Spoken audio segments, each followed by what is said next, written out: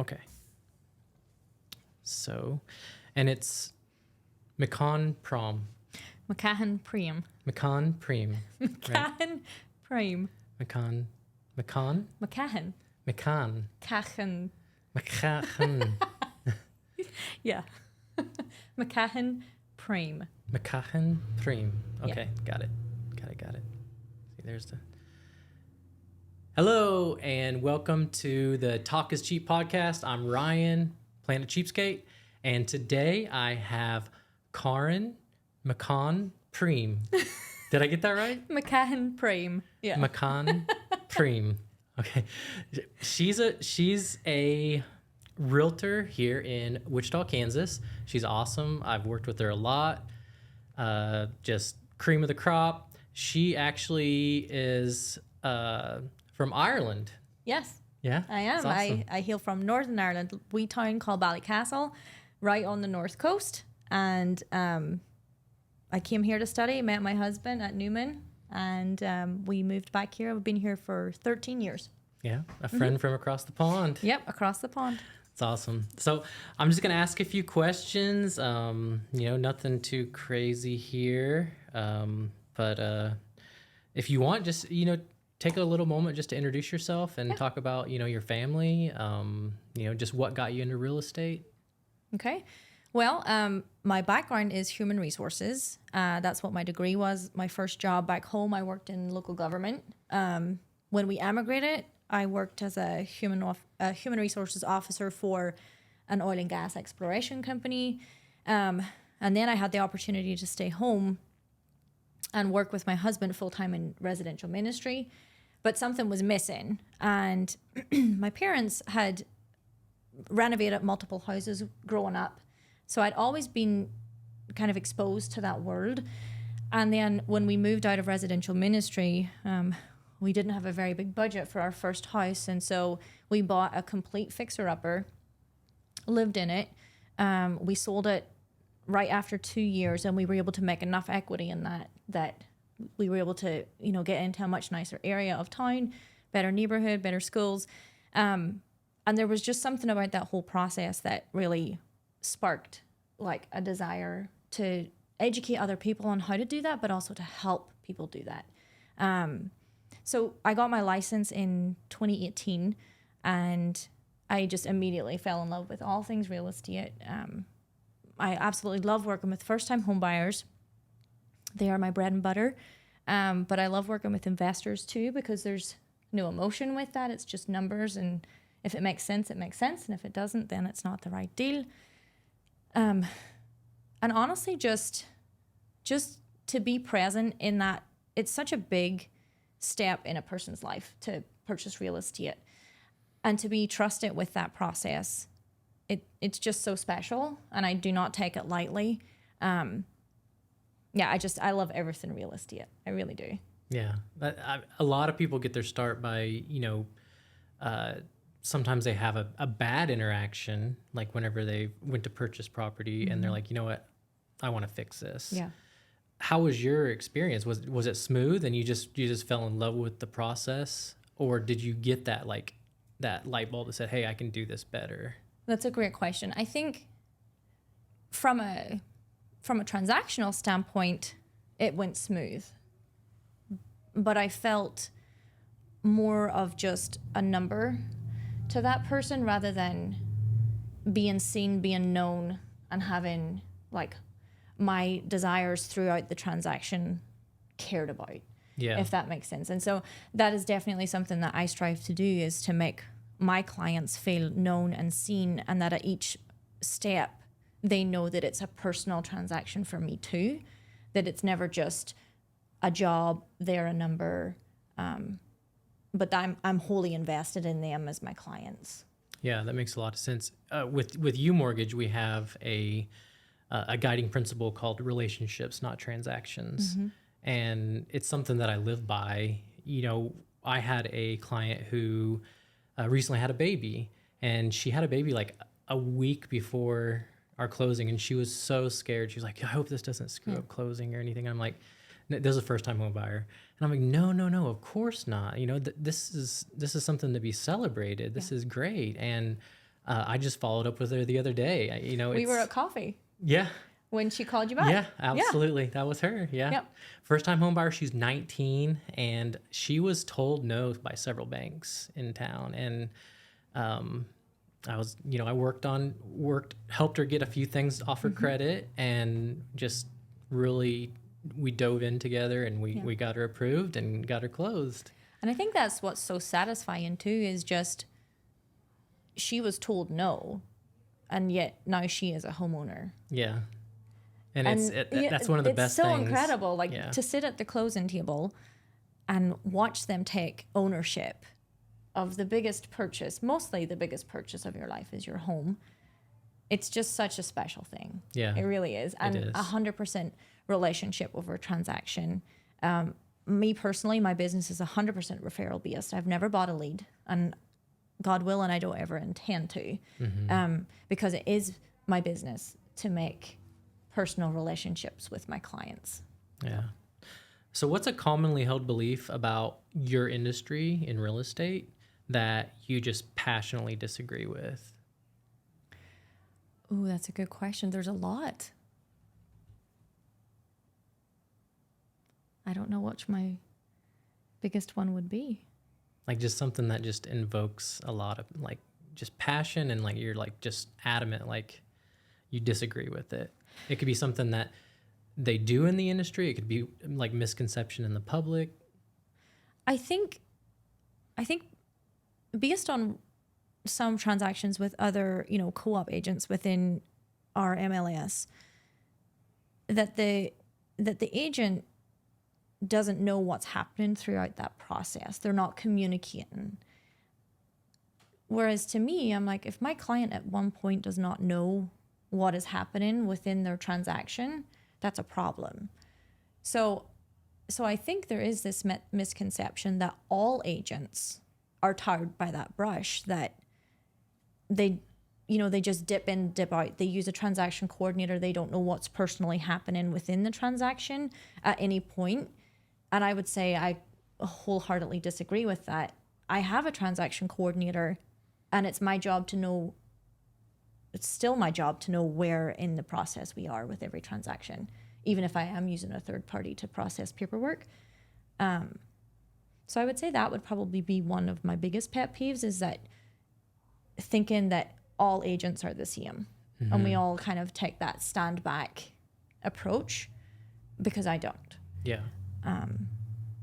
Yeah, that would probably be a big one. Yeah, I think I kind of equate you to my mama bear realtor. You're I've seen it firsthand with your clients, is you really go above and beyond and take care of them, and you're checking all the numbers, you're checking all the dates, make sure everything, all the I's are dotted and the T's are crossed. I've switched that before, so I got to make sure. Yeah. And I think part of that too is because my background was human resources. So much of it was the intricate details. It was with health insurance benefits or 401k enrollment. You had to double check. You had to know at every point it was being double checked. And I do love that. And I do feel like I am my client's mama bear, especially my first time home buyers, because they don't know what they don't know. And it's my job to fill that gap for them. And yeah, we've had conversations where, I'm like, okay, I'm going to have to mama bear on this. We need answers. And, yeah. And to your credit, as a lender or a broker more so, you are so willing and able and ready to provide those answers. Yeah. And that's so important. It's so important to me so that I can relay that to my clients without delay. So even if there is, something that we don't quite know right then, you go find it. Yeah. And it's just, my business philosophy is, you're my boss.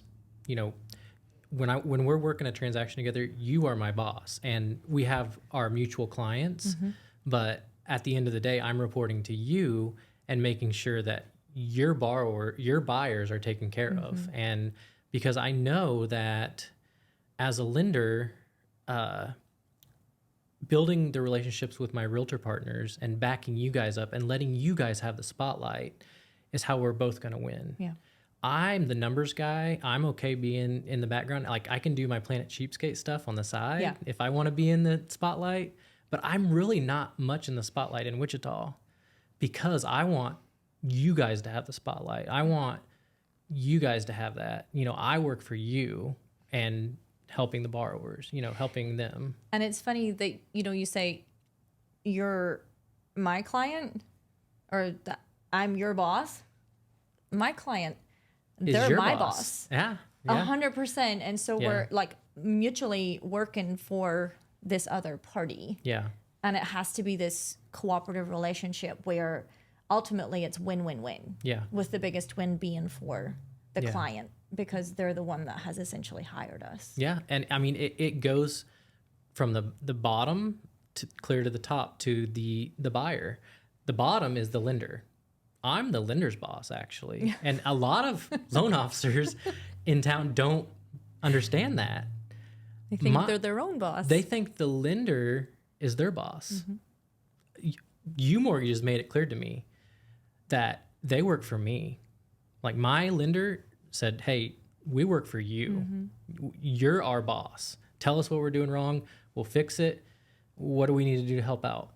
That's how it should be. So the lender, I'm the lender's boss. The real estate agent is my boss, and the buyer is the boss for the realtor. That's how that's the makeup. 100%. And so, I mean, it's not too difficult to understand, but it's just, you know, old traditions die hard. And so for a long time, it's been kind of flipped almost. And I don't like that. So the big buzzword is currently AI. Everybody's talking about AI, AI this, AI that. So how has AI affected your business? Like good or bad? Have you seen it, you know, if not directly your business, have you seen it affect your business, good or bad? You know, I think there's an opportunity to use it to free up some time, like writing descriptions for listings or, you know, in communication for advertising things like Chat GPS or whatever. You know, using that platform to take out the busy work for you as the agent. I personally don't use it. I don't love it. I think for me to write a job or a real estate listing, it needs to be my words because I'm the one selling that house. Like it needs to sound like it's personally from me to best represent this home because that's what that client has paid me to do. And in terms of like, I think I'm old school. I think there's a lot more people think the same way I do too. I don't like the pop-up boxes where it's a robo, you know, how can I help you? I want a person. I want to speak to a person. And, you know, whether that's something that changes in the future as, you know, my business grows, and more so on the property management side where AI really would be able to take some of that workload off me. For now, I want to keep it as personal as possible. So I'm not a huge investor in AI yet. Yeah. You know, from my perspective, I see it, you know, as a digital creator, a content creator, I've almost made a vow against it. Like I'll use it to maybe write my descriptions or maybe figure out some hashtags, but I've seen people like heavily depend upon it. And you can tell content that someone has used chat GPT to create. It's like they're sitting there reading like, do you know like what is this and that and this and that, and like It's very like, impersonal. You can tell someone who's using chat GPT and it's inauthentic. Yeah. It's like if I could just say one thing to, you know, content creators out there everywhere is like, don't rely on chat GPT or AI to write your scripts. Your scripts are your key to let your true self, your true personality show. Yeah. For descriptions, for, for the listings and stuff like that, that is not personal, go for it. Use it, utilize it. But it's almost like when you're making a video, when you're creating content, you are having a personal conversation with somebody. And you don't want to appear very robotic, because that's just like whenever you're getting on there and you're talking to, a telephone prompt. Yeah. And so it can be seen, and people know it. Nobody really calls it out, just because there's so little people who just take the initiative to create content. So it's almost it's an achievement just to create content and consistently put it out. But taking it to the next level is like, don't rely on that. Just write it yourself so your true personality shows through. And like one thing that I've noticed with you is like you have this world of potential and world of personality. And I think it's kind of similar to like my handicap is like nobody knows, because we need a platform to get our message out. Yeah. And I'm laughing because like if I were to use that as a platform like AI, like I would come across as the most ungenuine. It's not how I talk. It's not my style. It's not my personality. Mostly it's not the words I use. Like I use different words because I'm from a different country. And I think, that's part of the charm too, is that like I am authentic. I'm authentically me. And to use a platform to write something for me, it's just going to come. It's not going to look like it's coming out of my mouth. Yeah. It's going to look completely disingenuous. I don't think AI would even know how to nail the Irish, the culture, the memes, and like just the everything. Language. Like I've seen some of your content and it's hilarious. Like with your husband, he makes fun of me a lot. He does. And the one that I just remember is like you were like I think skinning taters or something. Peeling the And spuds. so all these different, like you have these different slang terms, I guess Irish slang or something for stuff, and it's hilarious. Yeah, so. and I don't think it could probably even translate it. Like a few videos that we've done, where you put on the closed captioning, it is not what I'm saying. Yeah. They are not the words coming out of my mouth that it's thinking that I'm saying. So yeah, I would probably get myself in trouble for using AI rather than just doing it by myself. Yeah, that's awesome. How did you guys meet, you and your husband? Crazy fact, me and Karen used to be in the same neighborhood. We used to be neighbors. We were in Tallgrass, and it was a fun. Me and a business partner of mine were doing a flip property there before I met my wife Denise, and it's a great neighborhood. And Ryan was jealous of our driveway. It was great. It was great. We got a good driveway. Yeah, it was really nice. So we met. The way our degrees work back home, it's not like here where you do like 2 years of like a general like gen ed, and then 2 years in your your chosen subject choice. We do 4 years, but the way my degree worked was my junior year, my third year, you can either do an industrial placement where you would work. So for me, it would have been in a human resources position in a local business for the year, or you can do an educational placement. So I applied for, it was called the BEI. It was a complete, fully funded government scholarship to study at a private college in America. And I won. Yeah. and it was at Newman here in Wichita, and I came as a junior.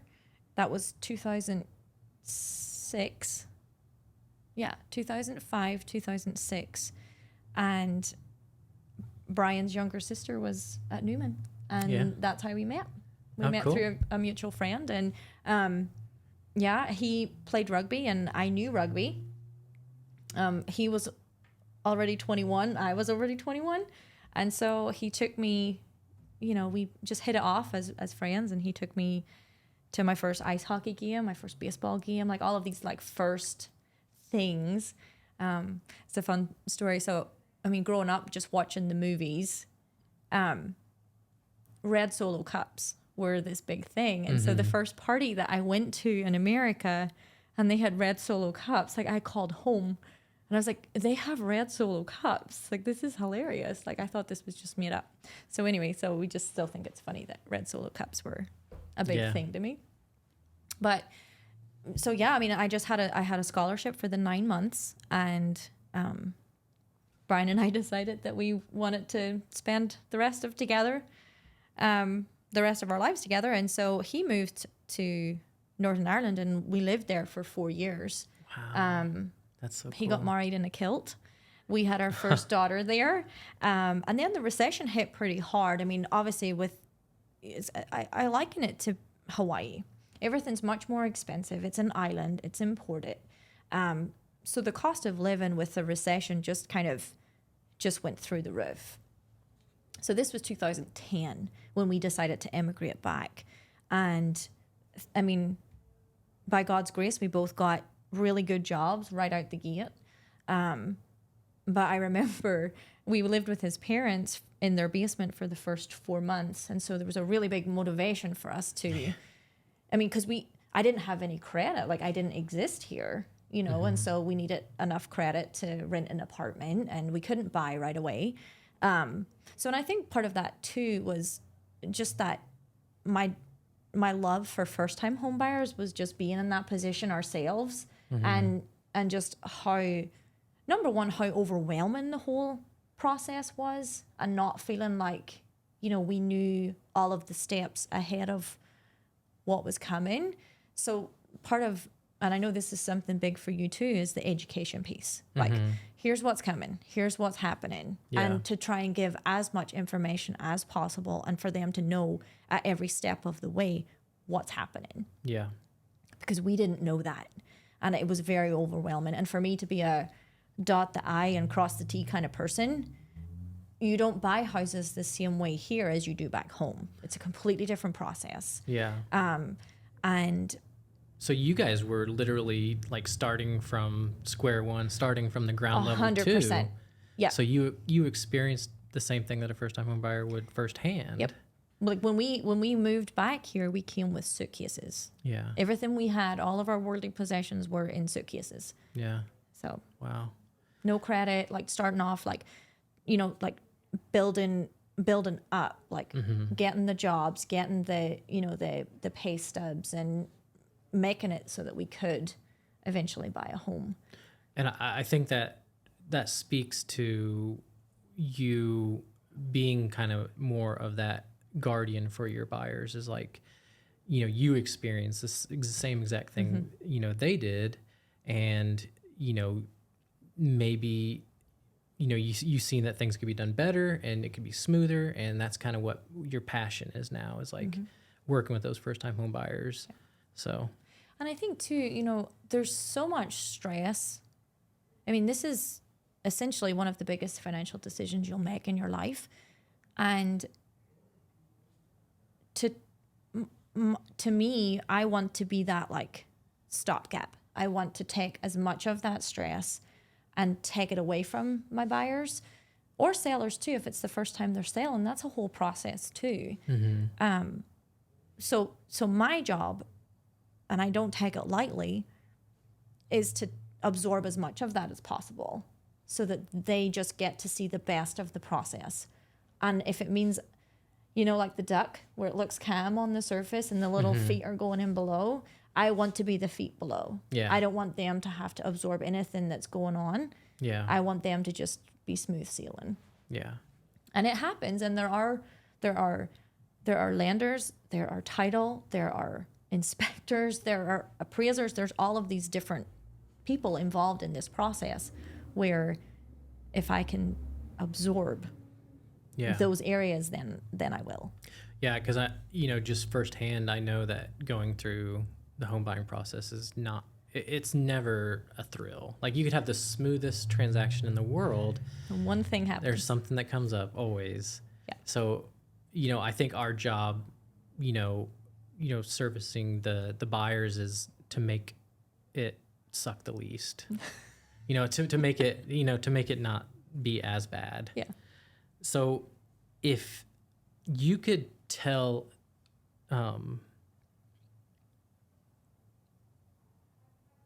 to strike that and I'm going to start over again.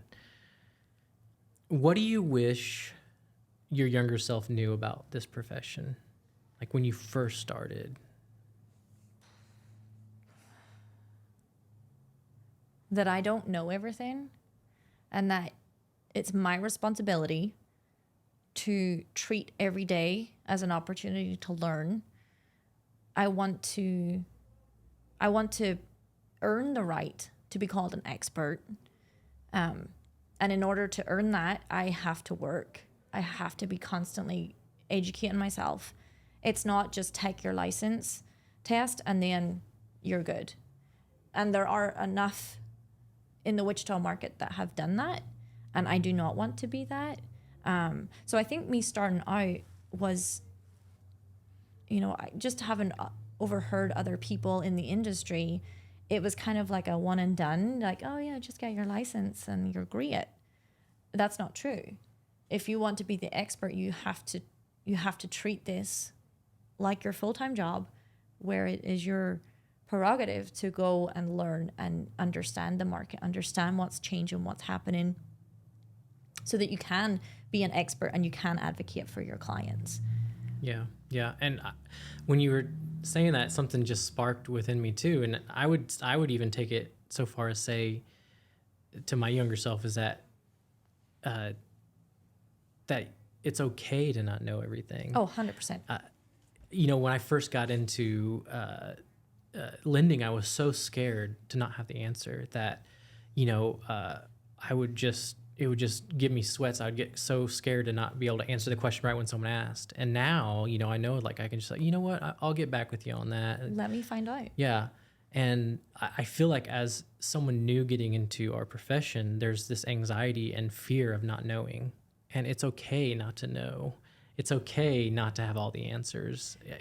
And I think we're never going to have all the answers, because your lane is not my lane, but we're all, cooperating together in this transaction. And I think a good point was for me starting out was thinking that I needed to know all of those things too. And realistically, I need to just defer to you because you're the expert in your lane, and I'll stay the expert in my lane. Yeah. And give yourself permission to defer to the other party, because if you're trying to be the expert in all of the areas, then I feel like you're going to miss something in your lane. And so I think maybe early on I was so consumed with education. Well, number one, I missed some of the fun of it because I was so like, I need to study, I need to learn all of these things. But also like to give yourself permission to not know and find out, and defer to the person who does know. Mm-hmm. If it's their lane, 100%. Yeah. And, I love that, like about staying in the lane, because there's so many people out there that want to, wear every hat. And I'm big on wearing one hat and wearing it well. Mm-hmm. You're never going to see me out, showing people houses unless I'm helping out. Like if I have a realtor who's sick or, break their leg or something, I'm going to be there helping out however I can. It's not your norm. But you're never going to see me get my real estate license and go start showing houses, double dipping. You're never going to see me do insurance. You're never going to see me, buy a title company. Yeah. I'm big about that, staying in your lane. Because I feel like if you try to chase too many chickens, you're going to end up with empty hands. Yep. 100%. And so it's like, it's something that I preach, and I love hearing it from you, because it's like, just getting it. And if you take all your time, energy, and focus that you would put towards all these different things and just put it into one thing, hyper focus. I had a mentor in college, and he taught me about stock trading, investing, and so he said a lot of people will make the mistake of they're going to diversify. Mm-hmm. Retirement's different. Retirement, diversify it for safety and everything. But when you're trading, when you're investing in stock for yourself personally, you have to find the winning bet and you have to isolate it. Mm-hmm. And so even in your profession and your career, you need to find your winning bet and you need to isolate in on it.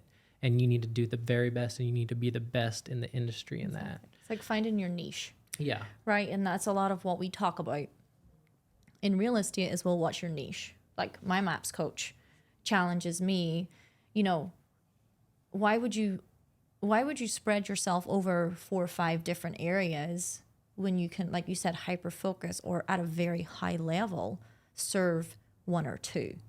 Yeah. And so that's what I have kind of been challenged to do is. So what's next? What can we expect to see next from your world? Well, hopefully we're going to get 6 puppies out of our basement. That's number 1. So with the ED Waters Network, the expansion here in Wichita, there's residential real estate. I have zero desire to be in commercial. I think that's just a beast I don't want to touch. I love the personal relationships with residential real estate. Staying in one lane. And I'm staying in my lane, and I want to hyper focus and at a very high level serve my lane. Mm-hmm. So homebuyer seminars, really bringing that education piece back, because our market has changed. Mm-hmm. It has changed, and even from 3 years ago, it has changed. And what was relevant then is not relevant now. So bringing back that education piece and like us partnering together on those at that high level, because, you know, us just having this conversation, it might give someone the confidence to say, you know what, I can do this. Mm-hmm. I should do this. So that and empowering people to, you know, advocate for themselves, that they shouldn't be paying someone else's mortgage. Pay your own. Yeah. Build equity for yourself, for your family.